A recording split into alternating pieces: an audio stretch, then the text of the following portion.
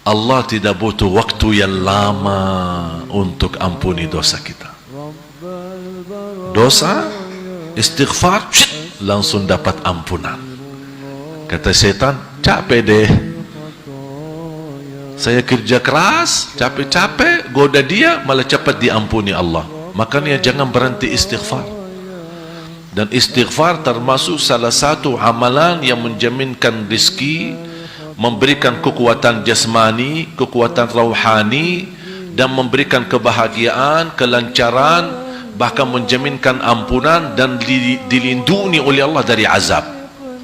Buka suratul Anfal ayat 33.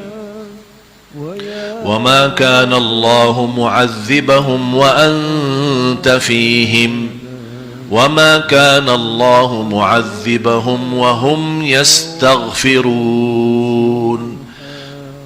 Allah menjelaskan, selama Nabi Muhammad masih hidup, tidak akan Allah turunkan azab yang membinasakan umat Nabi Muhammad.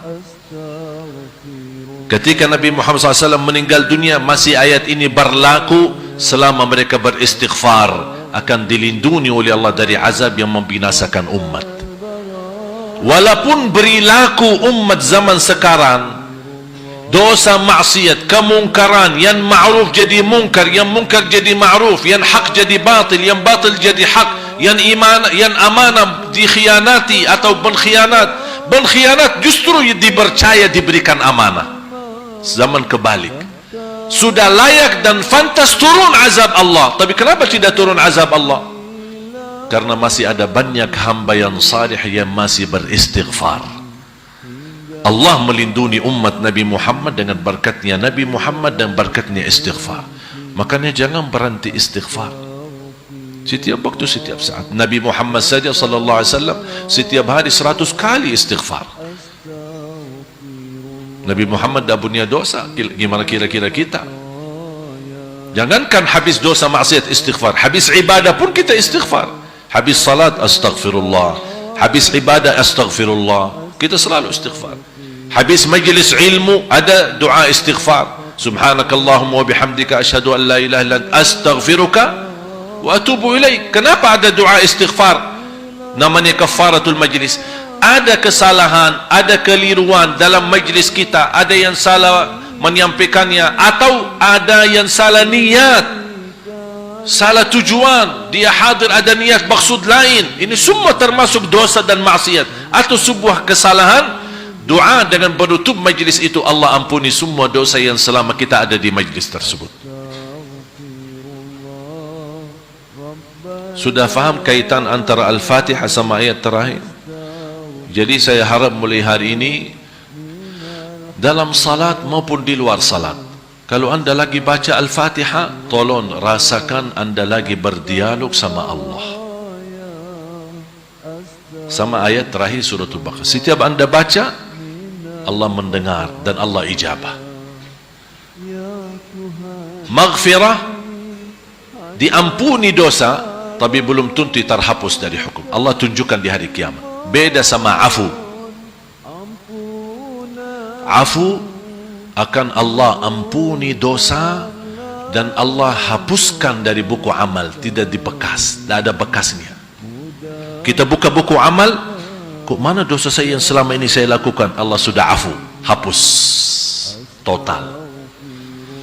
Makanya salah satu afu yang mulia, kita mampu membalas kezaliman seorang. Wal afu indal maqdirah, kita mampu memaafkan, kita mampu membalas dendam, kita mampu membalas kezaliman, tapi kita maafkan.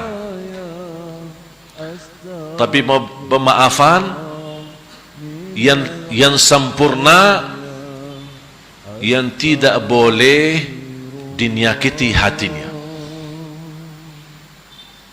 itu namanya afu, bukan maghfirah.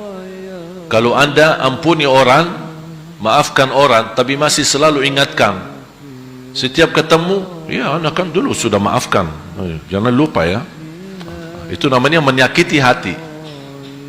Berarti ini belum masuk afu, kita belum afu. Kalau afu, memaafkan seorang harus terlupa, tidak boleh ada bekas di hatinya. Sudah lupa, ikhlas betul. Afun bila adha wala tasyakki. Tidak boleh dinyakiti dan tidak boleh diadu ke orang lain. Ini dulu suka begini sama saya, tapi ana sudah maafkan. Cerita sana sini, oh ini kan dulu suka nyakiti, tapi ana maafkan. Oh ini ana maafkan. Ini berarti dia belum lupa. Dia belum lupa. Dan ini membutuhkan tekad yang tinggi. Afu itu bukan mudah. Makanya Allah puji sifat muttaqin yang masuk surga, wal afina anin nas, yang suka memaafkan orang lain. Memang manusia ini kadang-kadang walaupun sudah memaafkan tapi masih bekas di hati. Besok ketemu, apa ini lagi datang sini? Masih. Walaupun sudah kemarin dia maafkan tapi masih bekas. Ini harus kita latihan, bekas ini harus dihapuskan. Supaya apa? Dosa kita masuk dihapuskan oleh Allah sama di dalam buku kita. Tidak ada sedikit pun bekasnya. Supaya kita mendapatkan rahmat dari Allah Subhanahu wa taala. Afu, maghfirah, baru warhamna. Menjalankan perintah, menjalankan aktivitas, menjalankan ibadah, menjaga diri dari dosa dan maksiat dan hawa nafsu membutuhkan rahmat. Kalau bukan rahmatmu, kita tidak bisa dapat wa'fu anna waghfir lana. Makanya rahmat dijadikan terakhir. Kita harap dimaafkan, harap diampuni, tapi agar kita dapat pemaafan dan ampunan, ya Allah rahmatilah. Bagaimana caranya agar kami fantas mendapatkan afu? Bagaimana kami dapat fantas mendapatkan ampunan kalau bukan rahmat darimu ya Allah? Faham?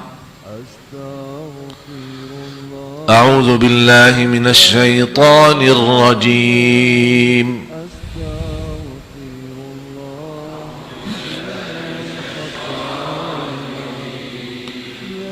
أعوذ بالله من الشيطان الرجيم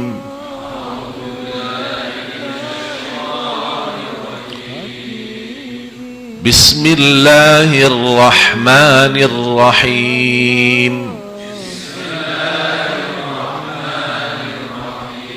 Tolong diperhatikan. Bismillah. Jangan Bismillah. Di Indonesia masih lam, la, bismillah. Apalagi kalau kita dengar anak-anak ngaji. A'udzu billahi minasy syaithanir rajim.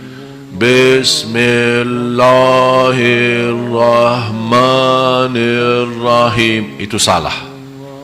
Dan sering saya ketika kunjungi pesantren, TK-TK, sekolah-sekolah tahfiz Quran, tidak boleh ngajarin anak seperti itu. Mengarit-ngarit ayatnya, mengarit-ngarit hurufnya. Harus diberikan kemudahan. A'udzu billahi, a'udzu billahi. Jangan a'udzu billahi. Salah.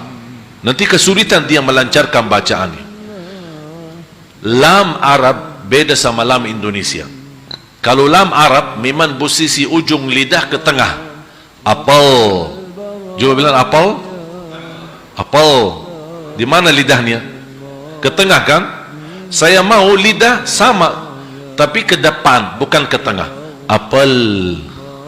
Lel. Lel. La. Billahi. Coba ikuti an. Di mana posisi lidah?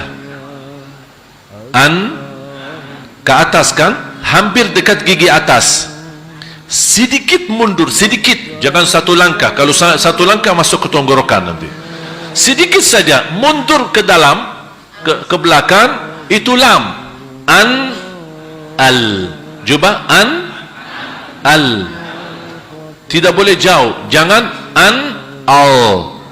Beda, jauh, terlalu jauh itu. Ya, an, al. Al, beda enggak suara? Kalau beda suara berarti ada yang salah. An, al, ar. Arnya di mana? Ke belakang lagi. Yang di Indonesia Lam Indonesia adalah posisi ar, bahasa Arab. Ra, ar, au, bismillah. Sudah tahu posisi? Yang saya harap sekarang Bapak Ibu jamaah sekalian bisa membedakan mana yang benar, mana yang salah. Walaupun Anda belum mampu sempurnakan ucapan yang benar, tidak masalah. Yang penting kita sekarang sudah tahu yang penting mana yang benar, mana yang. Kalau sudah tahu bedanya, insya Allah akan mudah bisa membenarkan dan menyempurnakan yang benar.